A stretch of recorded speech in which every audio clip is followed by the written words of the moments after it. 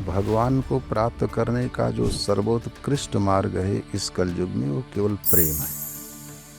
गुरु द्रोणाचार्य ने पूछा कि चिड़िया की आंख पर निशाना लगाना है और सामने डाल पर चिड़िया बैठी है, तुमको क्या क्या दिख रहा है? तो अर्जुन ने कहा, गुरुजी मुझे प्रेम आध्यात्मिकता से ही जोड़ने के लिए, समाज से जोड़ने के लिए नहीं। ये जो हम लोग मानवीय प्रेम एक दूसरे से करते हैं, वो प्रेम केवल वाणी विलास का विषय है, करता कोई नहीं। पहले शिष्य वर्षों गुरु के चरणों में नाक रगड़ता था कि मुझे अपनी शरण में ले लो। अब गुरु द्वार द्वार भटक रहे हैं कि चेला बन जाओ मेरा, मुझसे मंत्र दीक्षा ले लो। जो उत्कृष्ट दशा है वो समाधि, ध्यान, धारणा और उसके बाद समाधि। ध्यान और नाम जप के प्रति जब आपकी धारणा बन जाएगी, तब एक दिन आपका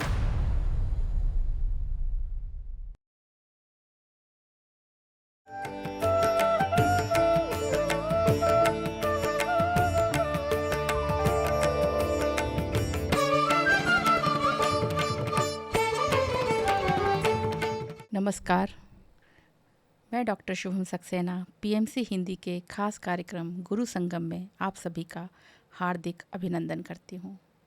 फ्रेंड्स, जब हम इस दुनिया में आते हैं, इस भौतिक जगत की सुंदरता देखकर इसकी चकाचौंध में इतने फंस जाते हैं, उलझ जाते हैं, यहाँ की गतिविधियों में, यहाँ के रिश्तों में उलझ जाते हैं और हम अपने सोल प्लान से दूर हो जाते हैं।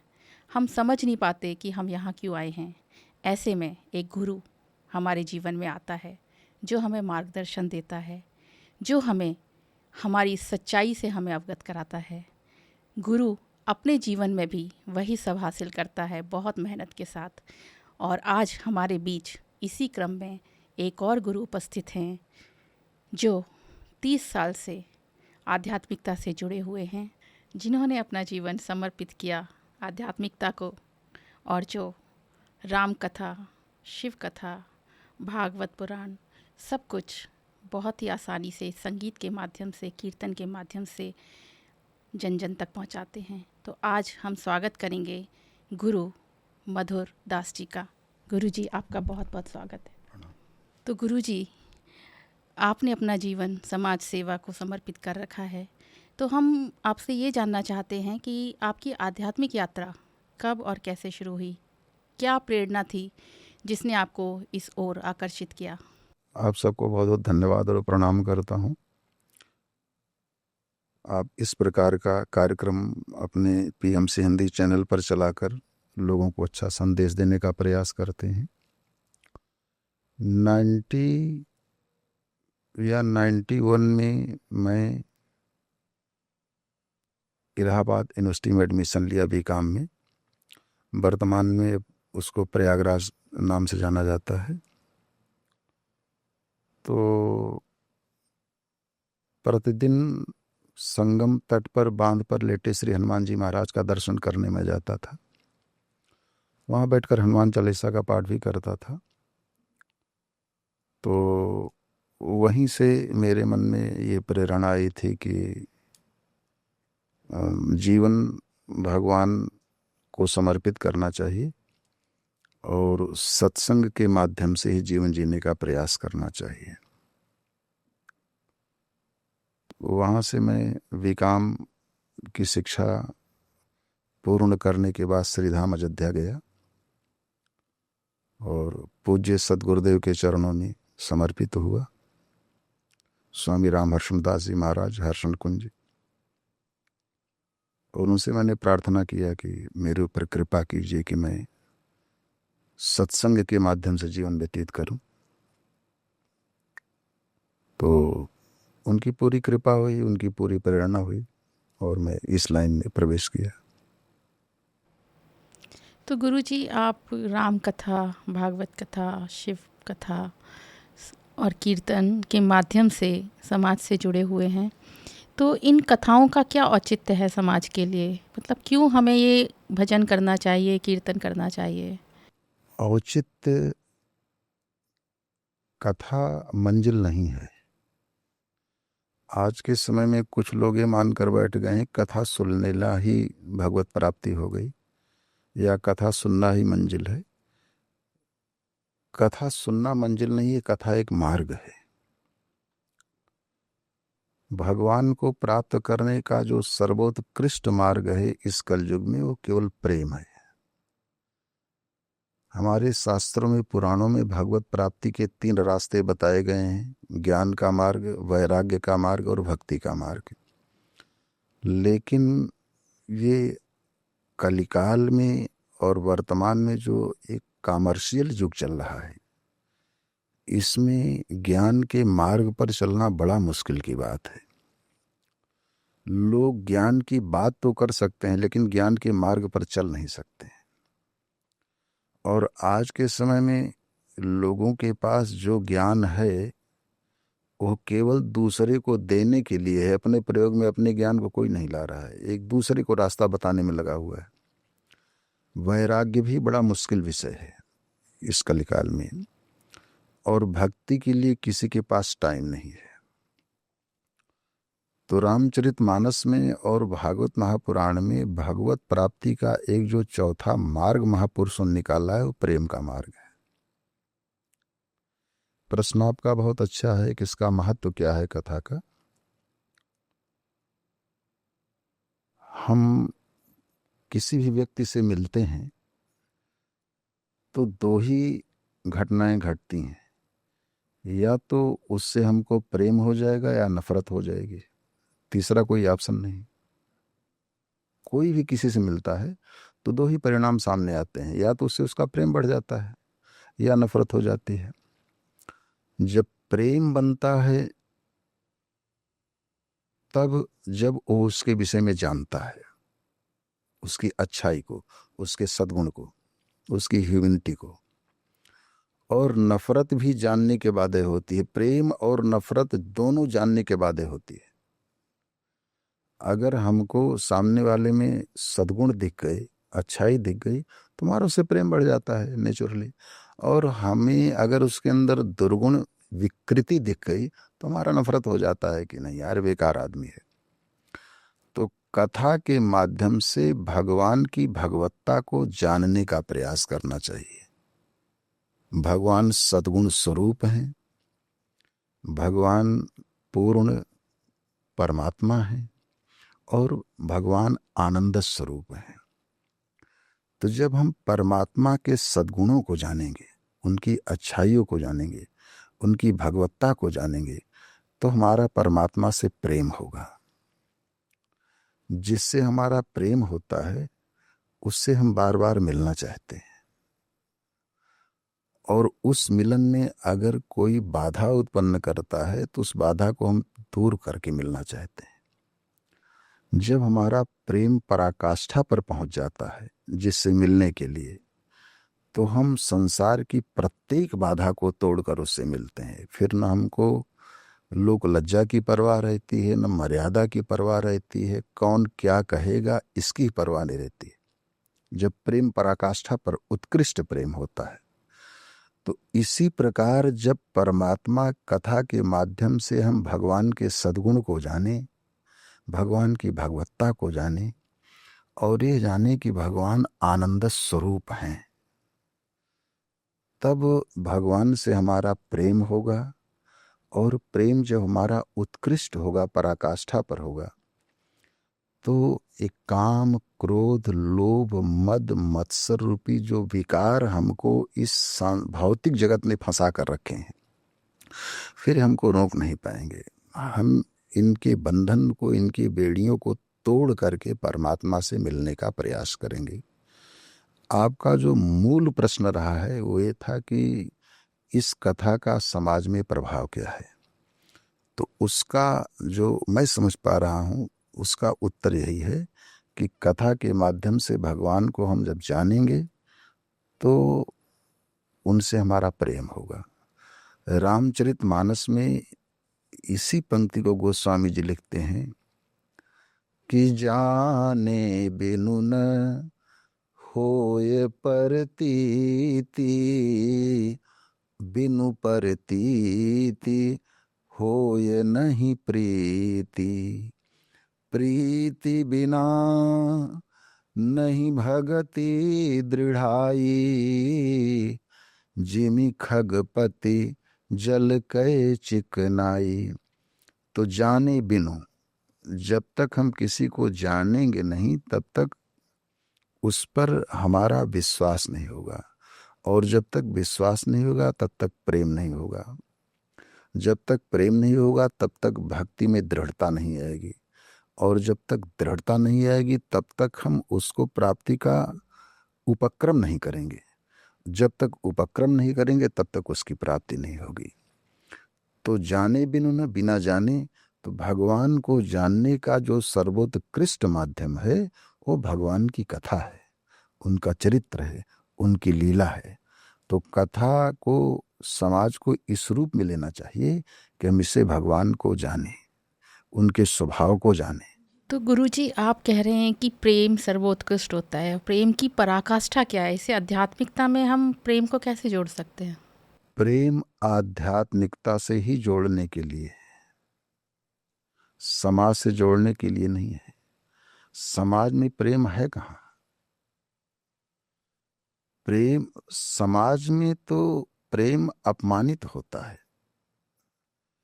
ये जो हम लोग मानवीय प्रेम एक दूसरे से करते हैं, वो प्रेम केवल वाणी विलास का विषय है, करता कोई नहीं है।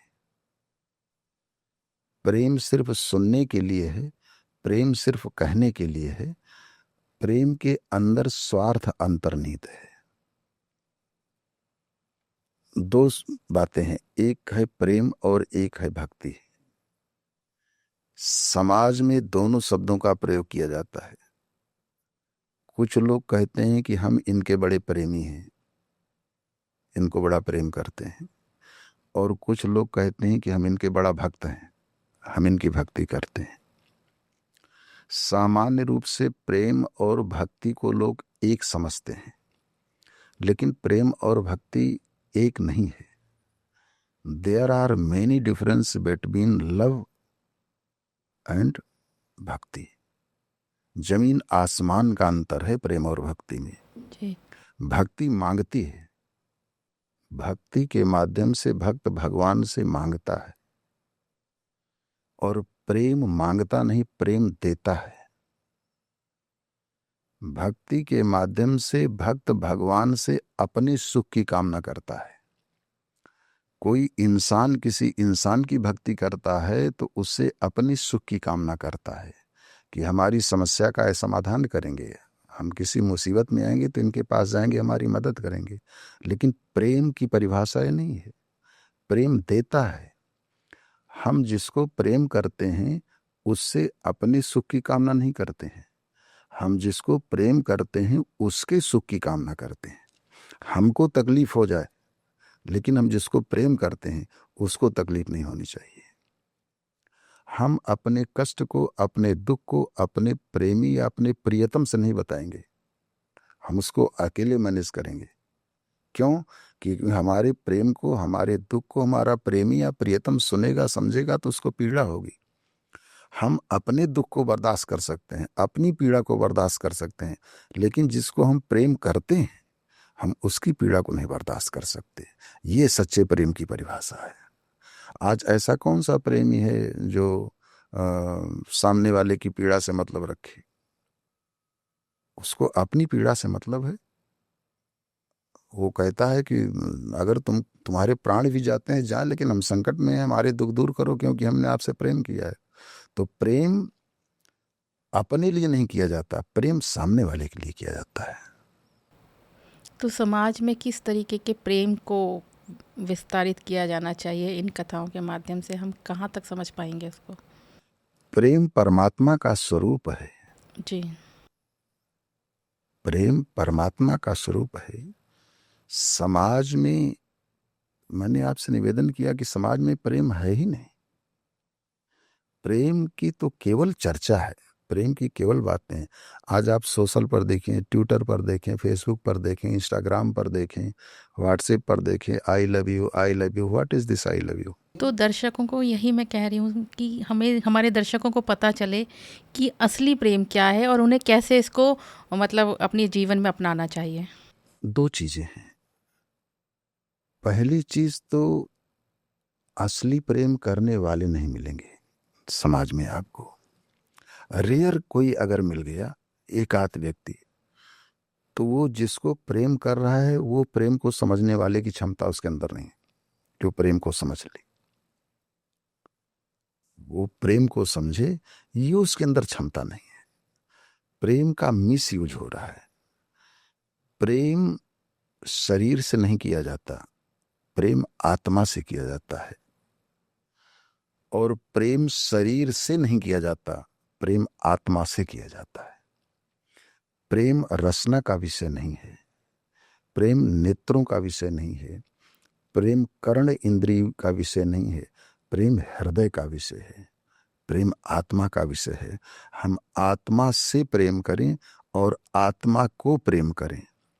जब हमारी आत्मा से प्रेम उत्पन्न होगा और आत्मा के लिए प्रेम उत्पन्न होगा तो सामने वाले के शारीरिक विकृति को फिर हम नहीं देखेंगे। आज एक दूसरे से लोग प्रेम कर रहे हैं, कल नफरत शुरू कर दिए, परसों प्रेम किया, अगले दिन नफरत शुरू हो गई। तो प्रेम उत्तरोत्तर बढ़ना चाहिए। जो डिप्रिसिएट होने लगे वो प्रेम नहीं है, वो तो स्वार्थ है। हमने प्रेम का नाम लिया और हमारे अंदर स्वार्थ की भावना छिपी है। 4 दिन हमने आपसे कहा कि हम आपको प्रेम करते हैं, हम आपको प्रेम करते हैं। हमें 4 दिन तक उम्मीद बनी रही कि हमारी जरूरत की पूर्ति आपसे होगी, हमारी आवश्यकता की पूर्ति आपसे होगी, हमारे स्वार्थ की पूर्ति आपसे होगी। 5वें दिन हमको लगा कि हमारी जो डिमांड है, हमारी जो चाह है, हमारी जहाँ दृष्टि है वो सफल आपसे नहीं होनी है। 5वें दिन हमारा आपका प्रेम टूट गया। तो प्रेम कहाँ रहा? समाज को तो संदेश हम यही निवेदन करना चाहते हैं कि प्रेम परमात्मा से करो, अन्य कोई प्रेम का विषय नहीं है। इस समाज से आप मानवीयता का व्यवहार करो। जो आपके काम आ रहे हैं आप उनके काम आओ, जो आपके काम नहीं भी आ रहे हैं अगर आप समर्थ हैं तो सामने वाले की मदद करो। ये ह्यूमैनिटी है, ये मानवता है। आप ये संदेश दो कि मनुष्य को एक दूसरे के लिए हेल्पफुल होना चाहिए। बाकी प्रेम ओम की बात मेरे समझ में नहीं आती कि समाज में कोई प्रेम ओम है। गुरुजी, आप राम कथा, भागवत पुराण, शिव पुराण सभी आपने लोगों तक पहुंचाया हुआ है। तो इसमें आपका जो फेवरेट कैरेक्टर कौन है और किससे हम सबसे ज़्यादा सीख सकते हैं? फेवरेट कैरेक्टर तो सबके अपने अपने होते हैं। जाकर मन रम जाहि सन ते ही सन काम। राम भी वही हैं, कृष्ण भी वही हैं, शिव भी वही हैं, हनुमान भी वही हैं, दुर्गा भी वही हैं। अनेक रूपों में इनके आने का उद्देश्य मात्र एक है कि किसको कौन सा रूप पसंद आ जाए, किसको कौन सा स्वरूप पसंद आए, किसके प्रति कौन अट्रैक्ट हो जाए। मेरे तो इष्ट भगवान श्री राम हैं। तो हम लेकिन इसका मतलब नहीं कि हम राम को ही मानते हैं। इष्ट का मतलब ये होता है कि अनन्यास चिंतयन्तो माम योजना पर्युपास्ते। अनन्य भाव मेरा भगवान श्री राम के प्रति है। मेरी श्रद्धा, मेरा स्नेह, मेरा विश्वास सबके प्रति है।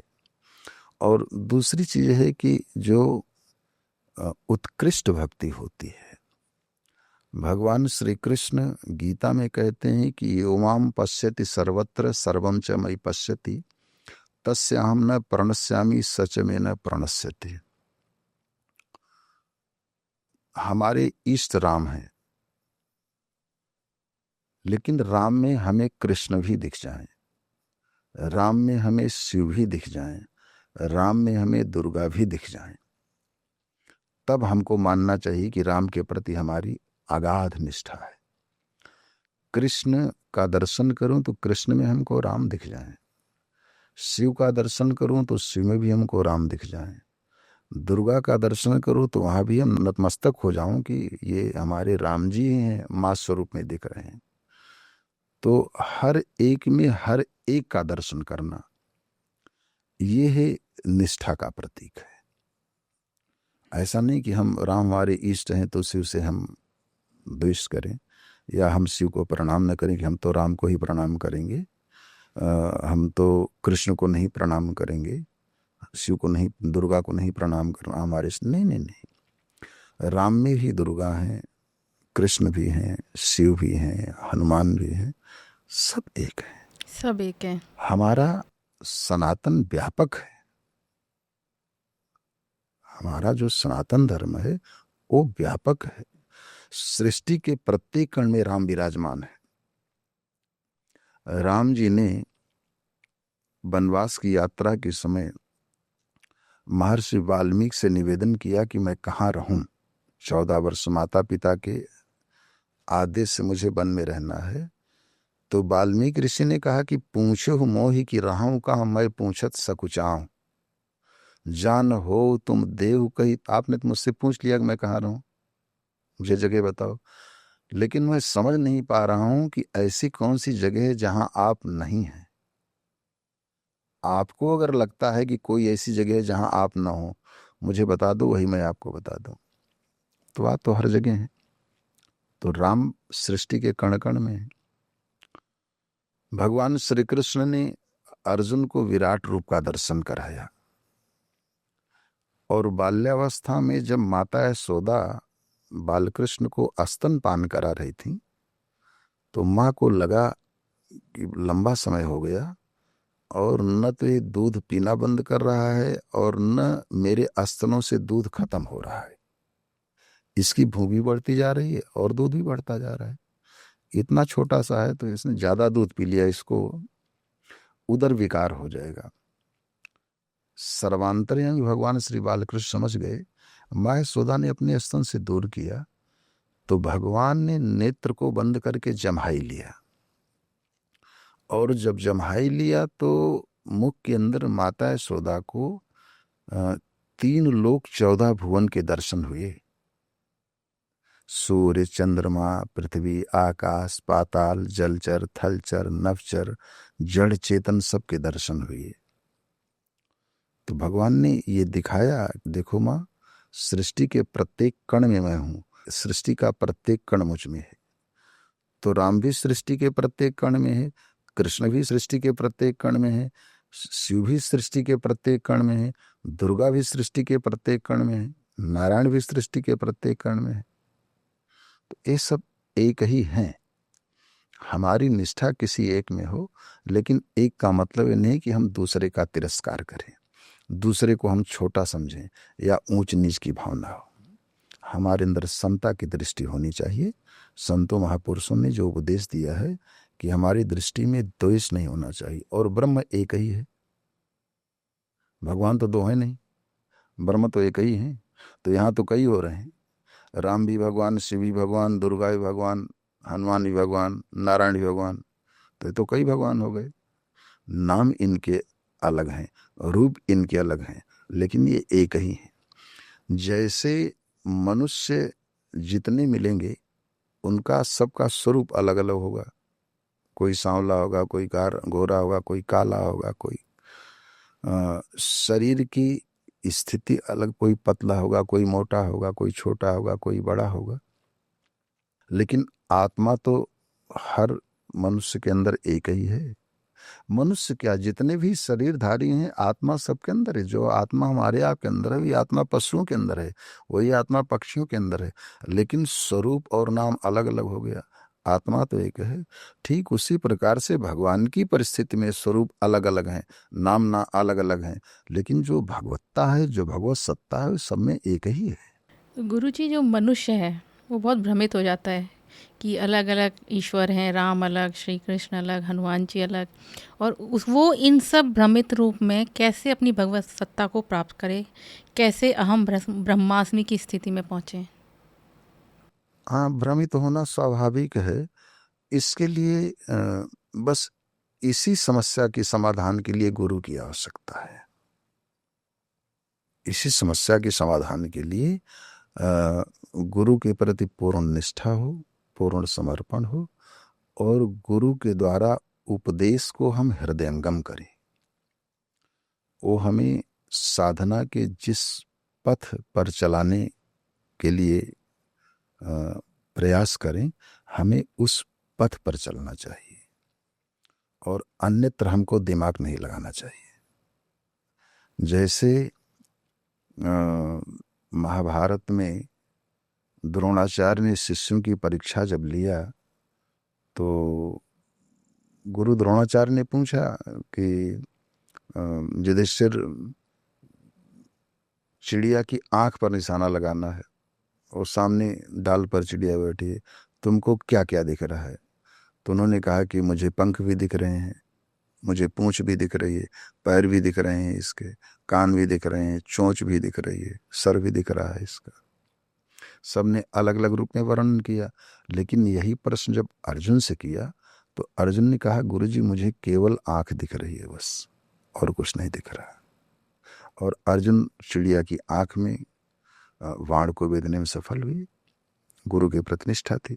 इसी प्रकार से शिष्य को गुरु के प्रति निष्ठा होनी चाहिए कि गुरु का टारगेट कहाँ है, उसकी दृष्टि कहाँ है, उस शिष्य को किस बिंदु पर ले जाना चाहता है, तो हमें केवल वही बिंदु देखना चाहिए, अन्यत्र दिमाग नहीं लगाना चाहिए।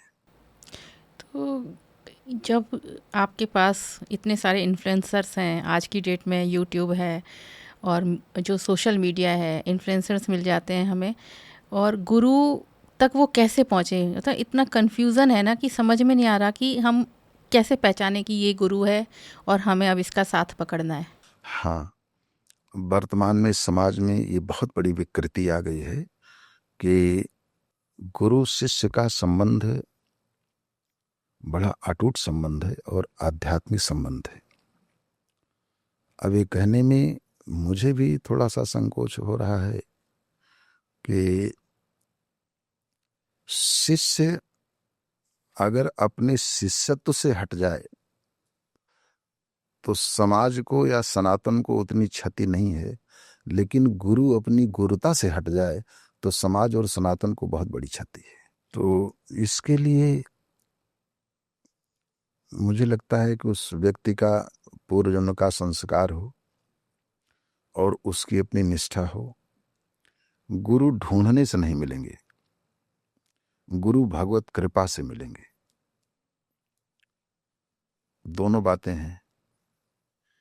अगर गुरु कृपा के बिना भगवान नहीं मिलेंगे तो भगवान की कृपा के बिना गुरु भी नहीं मिलेंगे। वैसे तो अब इतने गुरु हो गए हैं कि क्या, लेकिन उनका उद्देश्य क्या है, उनका लक्ष्य क्या है? पहले शिष्य वर्षों गुरु के चरणों में नाक रगड़ता था कि मुझे अपनी शरण में ले लो, अपना शिष्य बना लो।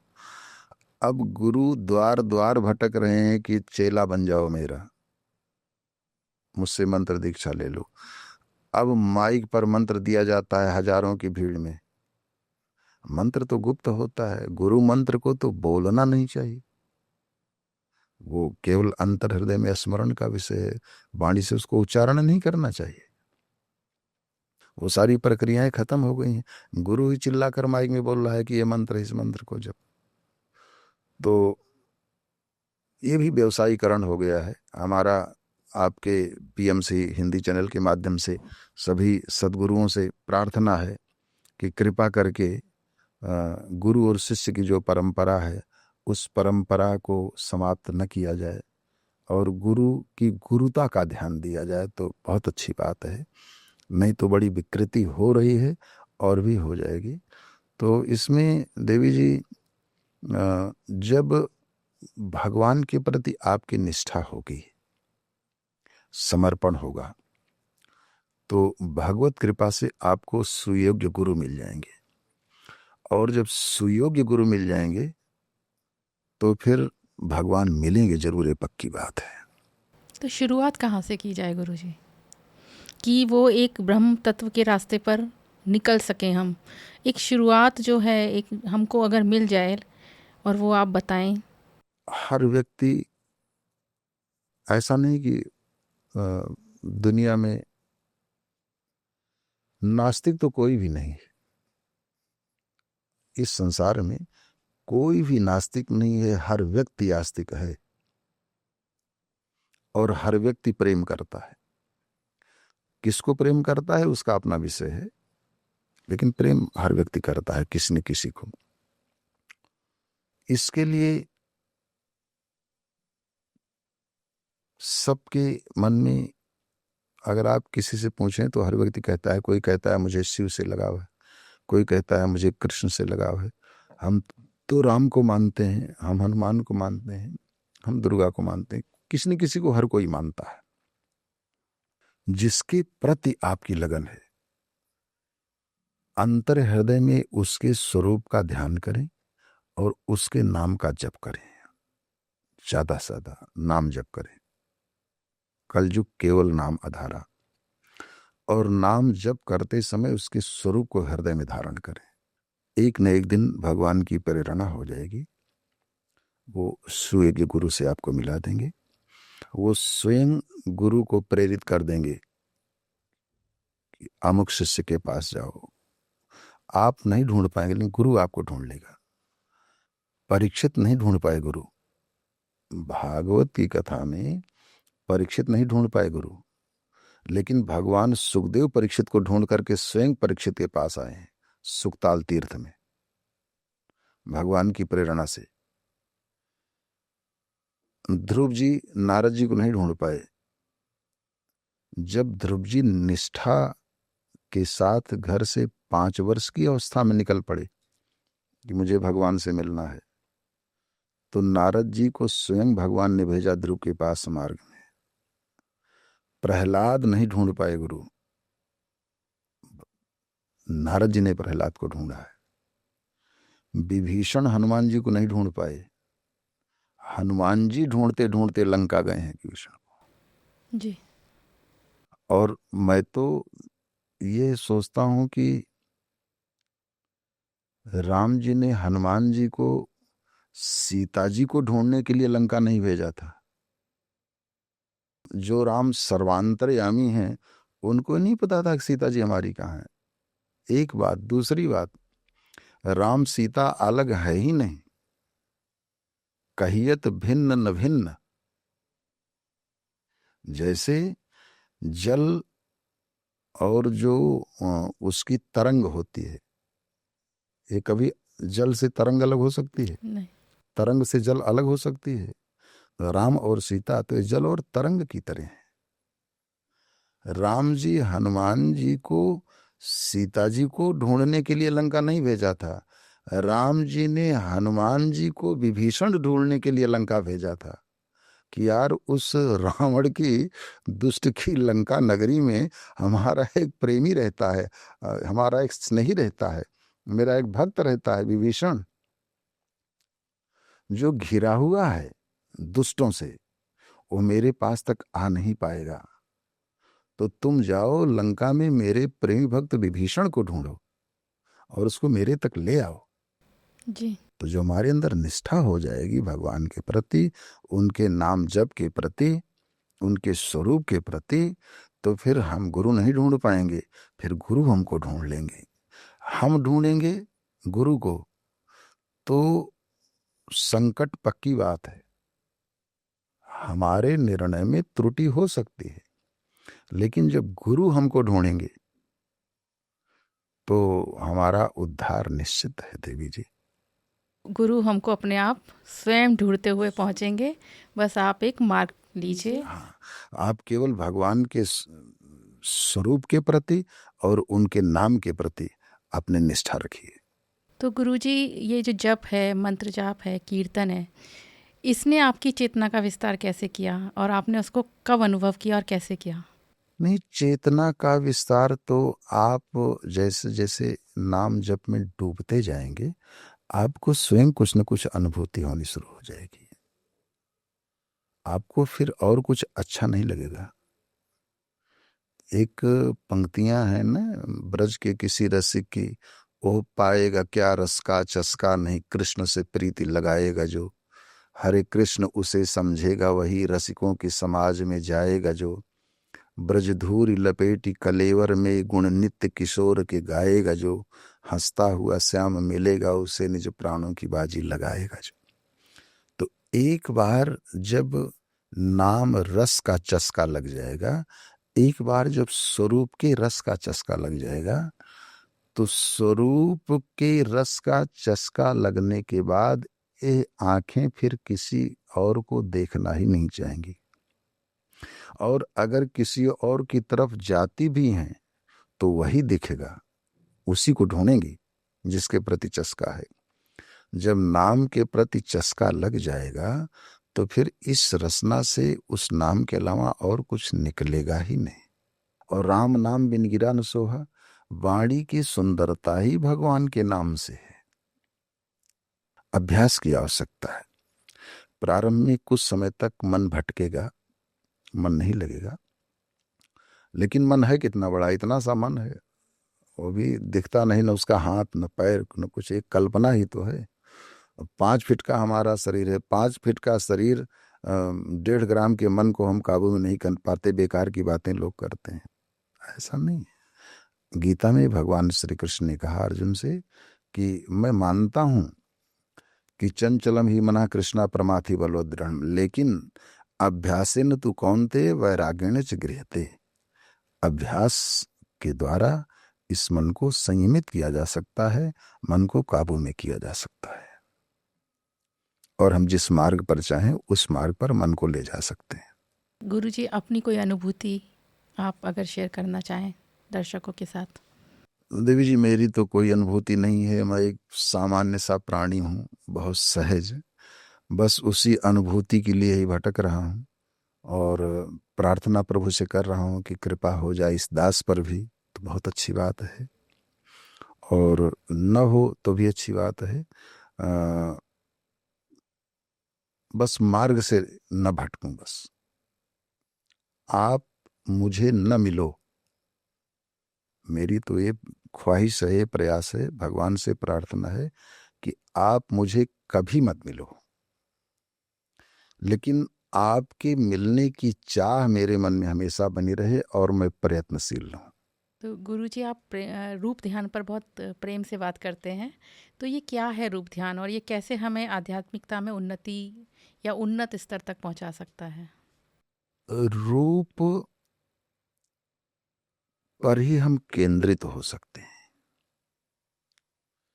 जब हम स्वरूप का ध्यान करते हैं तो वो वहीं जाकर के हमारा मन केंद्रित होता है, हमारे विचार केंद्रित होते हैं,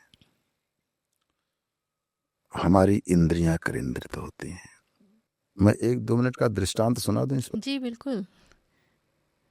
और अगर आप समझें तो रूप ध्यान भी थोड़ा सा आप हमारे दर्शकों को करवा ये दीजिए। रूप पर ही दृष्टांत है सारा, जी। इस सारा प्रसंग रूप और ध्यान पर है। राजमहल का एक मेहतर, उसको और क्या शब्द बोलते हैं, लेकिन मैं मेहतर ही बोलना चाहूँगा, इसे घटिया शब्द नहीं, जो झाड़ू बहारू का सारा काम करता था, वो अपने ही राजा की राजकुमारी पर केंद्रित हो गया, आसक्त हो गया, उसके रूप पर आसक्त हो गया। मन की वृत्ति है, ये कब किस पर अटक जाए कोई इसका ठीक नहीं है, और इतना आसक्त हो गया कि अपने आप को समझा नहीं पाया, लेकिन कह भी नहीं सकता, उससे बहुत दूरी है। अंदर से वो उस राजकुमारी की चाह में बीमार हो गया, डिप्रेशन में चला गया। डॉक्टर वैद्य बहुत आए लेकिन समझ नहीं पाए, क्योंकि बीमारी मन की थी। शारीरिक बीमारी को तो सहज है, मन की बीमारी को पकड़ना। धीरे धीरे वो इतना डिप्रेशन में डूब गया चारपाई पकड़ लिया, उठना बैठना मुश्किल हो गया, खाना पीना छूट गया उसका। पत्नी बेचारी रोए कि मैं क्या करूं, अब तो इनकी हालत बिगड़ती ही जा रही है, कई दिनों से खाना पीना भी छोड़ दिया। एक दिन उस चरणों में बैठ गई और कहने लगी कि मैं क्या करूं आपके लिए, कहाँ जाऊं, आप कैसे ठीक होंगे। तो उसके पति ने कहा मेतर ने कि तुम चाहती हो मैं ठीक हो जाऊं। उसने कहा हाँ, प्रयास करोगी पूरा। उसने कहा सुनो, अगर राजकुमारी मुझे मिल जाए तो मैं ठीक हो जाऊं, करो प्रयास मेरे ठीक होने का। अब एक पत्नी अपने सुहाग को बचाने के लिए मरने तक को तैयार हो जाती है। वो सोचती है कि मैं इनके सामने चली जाऊं तो ठीक है, लेकिन ये ना जाए मेरे साथ। अगले दिन प्रातःकाल वो राजमहल में गई वो राजकुमारी से मिलने के लिए, और संजोग से राजकुमारी उसको मिल गई अकेले में। उसने आवाज दिया, बिटिया बिटिया रुको, मुझे तुमसे कुछ बात करना है। और राजकुमारी खड़ी हो गई। चाची जी बताओ क्या बात है, बहुत परेशान हो आप। हाथ जोड़कर उसने निवेदन किया कि हो सके तो मेरा सिंदूर बचा ले, मेरा सुहाग बचा ले, बेटी मैं विधवा हो जाऊंगी, छोटे छोटे बच्चे हैं। राजकुमारी ने कहा चाची जी ऐसी क्या बात है, मुझे आप। तब उस मेहतर की पत्नी का हृदय रोया। उसने कहा बिटिया जो बात मैं कहने जा रही हूं मैं पूरी कर पाऊं, उससे पहले धरती फट जाती तो मैं इसमें समा जाती। तू भी मेरी बेटी के समान है। नहीं चाची जी आप बोलो क्या कहना चाहती हो। तो उसने कहा कि मेरी पति की जिंदगी तेरे हाथ में है, ऐसे ऐसे वो कामना कर बैठे। बेटी बहुत समझदार थी, दूसरी कोई आजकल लड़की होती तो तेरी इतनी हिम्मत ऐसा तो नहीं, लेकिन वो कृष्ण की भक्त थी राजकुमारी स्वयं। उसने कहा चाची जी मैं कल आपसे मिलूंगी, मुझे एक दिन का टाइम दीजिए। ठीक है। राजकुमारी अपने महल में गई। रात्रि को उसने खाना नहीं खाया, सोई नहीं, और लड्डू गोपाल के सामने सारी रात बैठकर रोती रही। इधर मेरी मर्यादा, मेरी इज्जत, और उधर किसी की जिंदगी और किसी का सुहाग। ठाकुर आपने क्या किया है, और मैं क्या करूं अब। मैं अपनी मर्यादा देखूं, अपनी इज्जत देखूं, या उस महिला का सुहाग देखूं, या उसके पति की जिंदगी देखूं। रात भर बैठी रही, भगवान के स्वरूप का दर्शन करती रही और नाम का जप करती रही, हरे कृष्णा कृष्णा कृष्णा हरे हरे। नर से दुखा नाम पापा नाम हरति इति हरि। आप मनुष्य के दुखों और पापों का हरण करते हैं, मैं मुझे ये दुख है, हरो इसको। भगवान की प्रेरणा हो गई उसके ऊपर। प्रातःकाल निश्चित समय पर और निश्चित स्थान पर वो मेहता रानी से मिली। बिटिया उसने कहा चाची जी अपने पति से कह दो मैं उनके पास जाऊंगी, उनको मिलूंगी और उनकी कामना पूर्ण करूंगी, लेकिन मेरी एक शर्त है। क्या। अपने पति से कह दो किसी निर्जन स्थान पर जाएं, एकांत स्थान पर, वहां मेरे कृष्ण के स्वरूप और उनके नाम का जप, स्वरूप का ध्यान करें, नाम का जप करें। जब स्वरूप का ध्यान और नाम जप में निरंतरता आएगी तो एक दिन मेरा कन्हैया उनके ध्यान में आना शुरू हो जाएगा। जिस दिन मेरा गोविंद उनके ध्यान में आ जाएगा उसी दिन मैं उनके पास चली जाऊंगी। पत्नी उसकी गई। पति ने पूछा क्या बात है। पत्नी कहा मिलेगी राजकुमारी तुमको, तुम्हारे पास आएगी। उठकर बैठ गया। 10 दिन से खाना पीना छोड़ रखा था, चारपाई पकड़ लिया था, लेकिन वासना की उम्मीद। उसने कहा कब मिलेगी, कैसे मिलेगी। पत्नी ने कहा एक शर्त रखा है। क्या। घर छोड़कर आप किसी जंगल में जाओ, नदी किनारे, नदी में स्नान करो, कुटिया बनाकर वहां रहो, कृष्ण के स्वरूप का ध्यान करो और उनके नाम का जप करो। जब दोनों में निरंतरता बन जाएगी तो एक दिन भगवान का स्वरूप तुम्हारे ध्यान में आने लगेगा। और जिस दिन भगवान का स्वरूप तुम्हारे ध्यान में आया उसी दिन राजकुमारी तुम्हारे पास चली आएगी।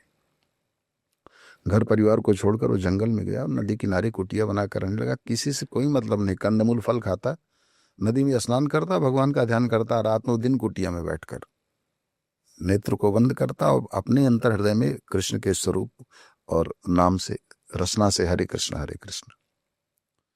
6 महीने के अंदर उसको भगवान ध्यान में आने लगे। अंदर उसको एहसास होने लगा कि परमात्मा मेरे अंदर विराजमान हो गए हैं हृदय पर।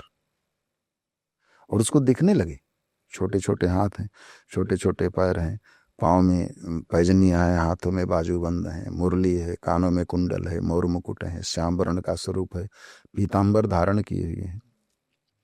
अब उसकी ख्याति बढ़ने लगी चारों तरफ, तो बड़े बड़े महात्मा दर्शन के लिए जाने लगे, बहुत बड़े सिद्ध संत हैं। राजकुमारी ने एक दिन अपने पिता से बोली कि कोई बड़े महात्मा पास में जंगल में रहते हैं, बड़े बड़े संत दर्शन करने जाते हैं, आज्ञा हो तो मैं भी दर्शन कराऊं। अवश्य बेटिया, तो कृष्ण प्रिया है। अनेकों सखियों के बीच में और उनके चारों तरफ अनेकों सैनिक सुरक्षा में राजकुमारी के साथ गए। लेकिन जब कुटिया थोड़ी दूर रह गई तो राजकुमारी ने सबको रोक दिया, सैनिकों को भी और सखियों को भी। मैं अकेले जाऊंगी दर्शन करने। राजकुमारी कुटिया में प्रवेश किया तो श्रीमान जी के नेत्र बंद थे। हरे कृष्णा कृष्णा कृष्णा हरे हरे, हरे कृष्णा हरे, और अंदर भगवान का दर्शन हो रहा था। 2 मिनट बीता, 5 मिनट बीता, राजकुमारी ने कहा कि साहब आंखें खोलो, मैं आ गई हूं। आंख नहीं खोला उसने। 2 चरण बीता, राजकुमारी ने कहा जनाब आंखें खोलो, मैं आ गई हूं। आंख नहीं खोली। राजकुमारी ने फिर कहा मैं वही हूं जिसके लिए आप यहां आए हैं, आंखें तो खोलिए, मैं आ गई आपके पास। उस व्यक्ति की आंखें खुली बाद में, लेकिन आंखों से आंसू निकले पहले। उसने कहा बिटिया तू तो वही है, लेकिन मैं अब वही नहीं रह गया। तू तो वही है जिसके लिए मैं यहां आया हूं, लेकिन बेटी अब मैं वही नहीं रह गया। राजकुमारी के चरणों में सर रखा। उसने कहा बेटी तू मेरी गुरु है और तूने मेरे जीवन की दशा और दिशा को बदल दिया। तूने मुझे भगवान से मिला दिया। तू तो मुझे आशीर्वाद दे और यहां से जा। तू भी गोविंद का ध्यान कर। मैं तो उनके ध्यान में खोया रहता हूं, मुझे किसी से कोई मतलब नहीं। तो नाम और रूप का ये प्रभाव है कि आप स्वरूप का ध्यान करें। स्वरूप ध्यान की जो उत्कृष्ट दशा है वो समाधि है। ध्यान, धारणा और उसके बाद समाधि। ध्यान और नाम जप के प्रति जब आपकी धारणा बन जाएगी तब एक दिन आपका वो ध्यान समाधि में परिवर्तित कन्वर्ट हो जाएगा। तो जब तक आप ध्यान में हैं तब तक आपका ध्यान डाइवर्ट भी हो सकता है। कोई आ गया, डिस्टर्ब किया, एक पल के लिए आपका ध्यान हट गया। अब आप फिर अपने आप को केंद्रित करके उसी ध्यान में डूब जाइए। लेकिन जब ध्यान पराकाष्ठा पर पहुंचेगा, यानी पूर्णता पर पहुंचेगा, तो फिर आपका वही ध्यान एक दिन समाधि में बदल जाएगा। और समाधि में बदलने के बाद आप हजारों के बीच में भी अपने आप को अकेला पाएंगे और अकेले में भी आप अपने आप को हजारों के बीच में पाएंगे जी। इसलिए मैं ध्यान और नाम जप पर जोर देता हूँ। लोगों से भी प्रार्थना करता हूँ कि भगवान के स्वरूप का अपने अंतर हृदय में ध्यान करो और रसना से उनके नाम का अधिक से अधिक जप करो। पर प्रश्न ये उठता है कि ज़रूरत क्या है इस आध्यात्मिकता की, इस नाम जप की, जब हम इस दुनिया में इतने प्रभावित हैं, इतने खुश हैं। कहाँ खुश हैं? कौन खुश है? मनुष्य तो यही सोचता है कि हम खुश हैं, इस दुनिया में जी रहे हैं। नहीं नहीं, तो आध्यात्मिकता हमें क्यों लानी चाहिए फिर जीवन में? आध्यात्मिकता इसलिए लाना चाहिए, मानव जीवन खुशी प्राप्त करने के लिए नहीं मिला है। मानव जीवन सुख प्राप्त करने के लिए नहीं मिला है। मानव जीवन शांति प्राप्त करने के लिए नहीं मिला है। मानव जीवन आनंद प्राप्त करने के लिए मिला है। लोग खुश दिखते हैं, लेकिन हैं कितना? लोग दिखते हैं शांति में केवल, लेकिन वो अशांति में जी रहे हैं, दुख में जी रहे हैं। दूसरी बात है कि हिंदी के जितने शब्द हैं उन सब का विलोम शब्द है। ऐसा कोई शब्द नहीं इसका उल्टा शब्द न हो। सुख का दुख, यश का अपयश, हानि का लाभ, स्त्री का पुरुष, रात का दिन, जन्म का मौत। आनंद एक ऐसा शब्द है जिसका अपोजिट शब्द नहीं है हिंदी के शब्दकोश में। केवल आनंद एक ऐसा शब्द है, इसका विलोम शब्द नहीं है। अगर आप आज सुख में हैं तो कल दुख में नजर आते हैं। आज शांति में हैं तो अगले पल हम अशांत हो जाते हैं। हम लोग कहते हैं ना कि यार मैं शांति से बैठा था, तूने आकर के मेरी शांति भंग कर, तो अशांति हुई ना। जी। मैं कल तक इतना सुख में जीवन जी रहा था, आज इतना दुख हमारे ऊपर, तो दुखी हुआ कि नहीं हुआ? लेकिन आनंद की अनुभूति करने वाला, उसका विलोम शब्द है ही नहीं कि वो नीचे जाए। फिर वो परमानंद में जाएगा, आनंद से ऊपर उठकर परमानंद में जाएगा, लेकिन नीचे नहीं आएगा। तो आध्यात्मिकता के ही मार्ग पर चलकर आनंद को प्राप्त किया जा सकता है। आनंद संसार में नहीं मिलेगा। यहाँ आपको सुख मिल जाएगा, यहाँ आपको शांति मिल जाएगी, लेकिन आनंद नहीं मिलेगा आपको। दूसरी चीज है, सुख और शांति, सुख की अनुभूति शरीर को होती है। आपको प्यास लगी है, पानी मिल गया, सुख मिल गया आपको ना। भूख लगी है, भोजन मिल गया, सुख मिल गया आपको ना। वो सुख कहाँ मिला आपको? वो सुख की अनुभूति कहाँ हुई आपको? शरीर को हुई ना। गर्मी लग रही है, एसी चला दो, आपको सुख मिल गया। तो सुख कहाँ मिला आपको? गर्मी कहाँ लगी आपको? भौतिक शरीर को। और जब एसी चली तो सुख कहाँ मिला आपको? शरीर को। तो सुख मिलता है शरीर को, शांति मिलती है मन को, लेकिन आनंद की अनुभूति आत्मा को होती है। इस संसार से आपको सुख मिल जाएगा, संसार से आपको शांति मिल जाएगी, लेकिन संसार से आपको आनंद नहीं मिलेगा। आध्यात्म के मार्ग पर चलकर जब आप परमात्मा से जुड़ेंगे तब आपको आनंद की अनुभूति होगी। परमात्मा से आनंद की प्राप्ति होगी और आत्मा को आनंद की अनुभूति होगी। तो परमात्मा भी अविनाशी है, आत्मा भी अविनाशी है, और परमात्मा के द्वारा मिलने वाला आनंद भी अविनाशी है। सुख को भोगने वाला ये शरीर भी विनाशी है, शरीर नष्ट हो जाता है एक दिन। और जिस साधन से सुख शरीर को मिलता है वो साधन भी एक दिन नष्ट हो जाता है, वो भी विनाशशील है। तो सुख भी नष्ट हो जाता है। जिस साधन से सुख मिला, जब वो साधन खत्म हो गया तो जिस शरीर को सुख की अनुभूति हो वो शरीर खत्म हो गया, तो सुख कहाँ रह गया? वो भी समाप्त हो गया।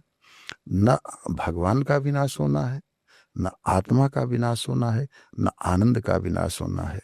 तो आध्यात्म के मार्ग पर चल करके ही आत्मा और परमात्मा की द्वारा आनंद की प्राप्ति हो सकती है। इसलिए आध्यात्म आवश्यक है। 84 लाख योनियों में अन्य योनियां सुख के लिए मिलती हैं। मानव शरीर सुख के लिए नहीं मिलता है, मानव शरीर केवल शांति के लिए नहीं मिलता है, मानव शरीर आनंद के लिए मिलता है। हम आनंद की प्राप्ति के लिए मानव शरीर परमात्मा ने हमको दिया है। सुख तो सुअर को भी मिलता है। तो अगर हम सुख की ही खोज में, सुख की ही कल्पना में तो फिर what is the difference between human and animals? हमें और पशु में अंतर क्या रह गया? नहीं, हम मनुष्य हैं। हम 84 लाख योनि में सर्वश्रेष्ठ योनि है। हम सुख के लिए नहीं पैदा हुए हैं, हम आनंद के लिए पैदा हुए हैं। गुरुजी, मैं आपका बहुत आभार व्यक्त करती हूँ कि बहुत ही सरलता से आपने जो है ईश्वर प्राप्ति का मार्ग बताया, ध्यान के माध्यम से, जप के माध्यम से, कीर्तन के माध्यम से। आप हमारे स्टूडियो में आए, इसका बहुत बहुत आभार व्यक्त करती हूँ। धन्यवाद गुरुजी। तो दर्शकों, आज हमने जाना कि ईश्वर प्राप्ति कितनी सरल है। आप जप के माध्यम से, आप कीर्तन के माध्यम से बस शुरुआत कीजिए। मनुष्य धर्म आपने लिया है, मनुष्य जन्म में आप आए हैं, तो मनुष्य धर्म यही है कि ईश्वर भी यही चाहता है कि आप उससे जुड़ें, आप उसको याद करें। और इसमें गुरु हमें अच्छा मार्गदर्शन देते हैं। तो गुरु जी की बात का, उनके संदेश को आप अपने जीवन पे उतारिए और ईश्वर तत्व से जुड़िए। हमारी यही कामना है। आप पीएमसी हिंदी से जुड़े रहिए। पीएमसी ऐप को डाउनलोड कीजिए, पीएमसी चैनल देखिए और पीएमसी हिंदी को सब्सक्राइब कीजिए और ध्यान, सज्जन साङ्गत्य और स्वाध्याय करते रहिए। आपका बहुत बहुत आभार हमारे साथ जुड़ने के लिए। PMC हिंदी बदले जीवन।